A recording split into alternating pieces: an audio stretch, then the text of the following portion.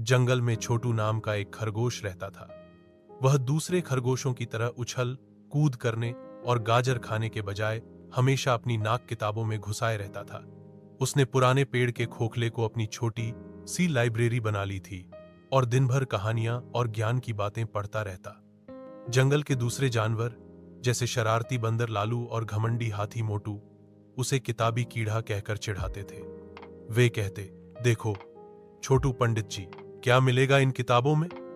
छोटू उनकी बातों पर बस मुस्कुरा देता और अपनी पढ़ाई में लगा रहता। एक बार जंगल में भयानक आग लग गई। धुआं हर तरफ फैल गया और जानवर डर के मारे इधर उधर भागने लगे। किसी को समझ नहीं आ रहा था कि इस मुसीबत से कैसे निकला जाए। लालू बंदर पेड़ों पर चढ़कर चिल्ला रहा था। मोटू हाथी अपनी सूंड से पानी फेंकने की कोशिश कर रहा था, लेकिन आग बढ़ती ही जा रही थी। तभी छोटू अपनी एक पुरानी भूगोल की किताब लेकर आया। उसने जल्दी से एक नक्शा खोला और ध्यान से देखने लगा। फिर वह राजा शेर के पास भागा और कहा, महाराज, किताब में लिखा है कि जंगल के उस पार एक बड़ी नदी है। अगर हम उस तरफ चले जाएं तो आग से बच सकते हैं।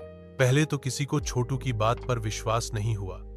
लालू बोला, यह किताबी कीड़ा क्या बताएगा?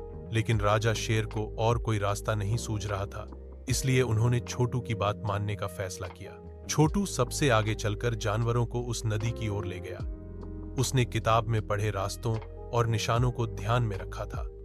धुआं और गर्मी बहुत थी, लेकिन छोटू हिम्मत नहीं हारा। आखिरकार वे सब नदी के किनारे पहुंच गए और अपनी जान बचाई। आग बुझने के बाद सभी जानवरों को छोटू की समझदारी का एहसास हुआ। लालू और मोटू ने भी उससे माफी मांगी।